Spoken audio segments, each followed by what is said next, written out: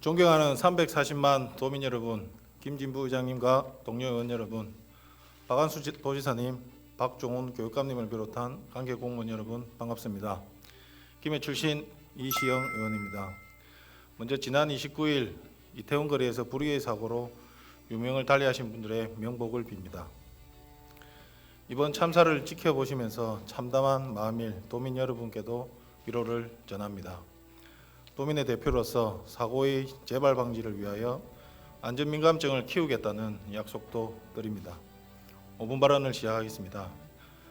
의원 여러분들 모두 지역구 수건 과제가 있을 것입니다.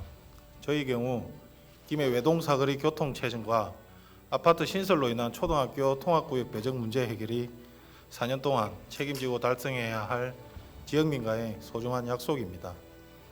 교통과 통학 문제는 매우 긴밀히 연결되어 있습니다. 학교가 멀거나 통학로가 안전하지 않아 출퇴근 시간대 부모들이 아이들을 데려주다 보니 안 그래도 체증인 외동 사거리 구간인 교통지옥이 됩니다. 인구 소멸, 지방 소멸 같은 거시적인 이야기를 합니다만 결국 어른들이 일터와 집을 오가고 아이들이 학교를 오가는 문제야말로 인구 문제와 지역의 지속 가능성을 보장하는 핵심 단초라고 생각합니다. 선배 동료 의원님 그리고 도민 여러분, 바로 1, 2분 거리인 집 앞 학교를 두고 20, 30분 걸리는 학교에 간다는 얘기 들어보셨습니까?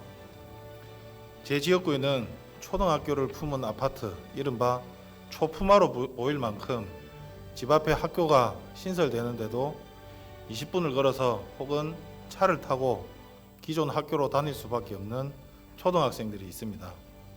하지만 교육청에서는 통학구역을 정하는 법적 기준인 도보 30분, 1.5km 이내라는 이유로 또 건설사 분양 당시 공고로 나간 학교가 지금의 학교라는 이유로 집 앞 신설 초등학교 배정은 어렵다고 손사래를 치고 있습니다. 그런데 아쉽게도 이런 일은 비단 제 지역구에만 있는 일이 아닙니다. 전국적으로 이런 내용의 소송도 전국 곳곳에서 진행됐습니다만 교육장의 재량권을 인정해야 한다는 이유로 법원은 끝내 교육청 손을 들어주었습니다. 저는 이 문제의 핵심은 부정확한 예측에 있다고 봅니다. 아파트 개발 시기와 규모, 주변 학교의 시설 여력, 인근 아파트 개발 계획, 아파트 신설에 따른 학생 유발률, 이런 수치들이 종합적이고 치밀하게 예측되지 않은 결과입니다. 그런데 한번 생각해 보십시오. 학교에서 밥 먹는 것도 의무교육의 일환인 지금 교복을 입지 않는 학생들에게도 교복비를 지원하는 이런 시대에 안전하게 통학할 권리를 보장받지 못한다는 것은 뭔가 앞뒤가 맞지 않는 일입니다. 학습권에 앞서 있는 것이 안전한 통학권입니다. 이에 저는 경남도 교육청에 경남형 통학구역 배정 방식을 도출할 용역을 수행할 것을 제안합니다. 앞서 세종시와 서울시, 충주시가 학교군 배정 방식에 대한 용역을 진행한 바 있습니다. 적어도 경남에 사는 아이들은 코앞 학교를 놔두고 20, 30분 위험천만인 통학로로 등교를 해야 하는 상황은 없도록 만들어야 합니다. 전문가들이 머리를 맞대면 보다 나은 방안이 제시될 것이라 믿습니다.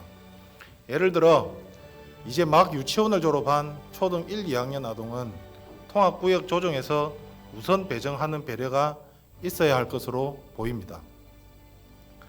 학생 유발률을 측정하는 보다 세밀한 방법도 연구해 보아야 합니다. 또한 요즘과 같이 도로가 복잡하고 차량이 많은 시대에 현재 법적 기준인 도보 30분, 1.5km 이내가 맞는 기준인지도 따져봐야 합니다. 일정 거리 이상을 걷는 아이들에게는 경남형 셔틀버스를 도입하는 방안도 검토해 볼 만하다고 생각합니다. 다시 한번 경남형 통학구역 배정을 위한 연구 용역 진행을 촉구하면서 발언을 마치겠습니다.